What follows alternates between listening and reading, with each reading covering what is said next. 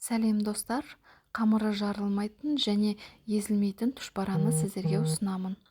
1 шай қасық тұз, 1 жұмыртқа, 1 стакан суық су,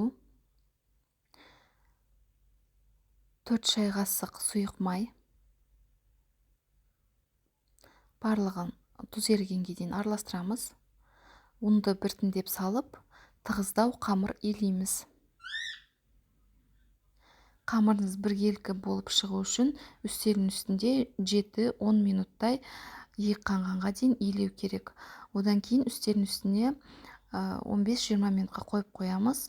Сосын салфанға салып холодильникқа 1 сағатқа қоямыз. Тұшпараның салмасы фарш, сарымсақ, бұрыш және тұз. Дайын қамырды алып шығып жасай берсеңіздер болады. Мен классикалық түрін жақсы көремін.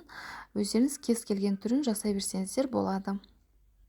Барлығын жасап алғаннан кейін холодильникқа осы түзулі тұрған күйі қатырып аласыздар. Одан кейін салафанда сақтай беруге болады.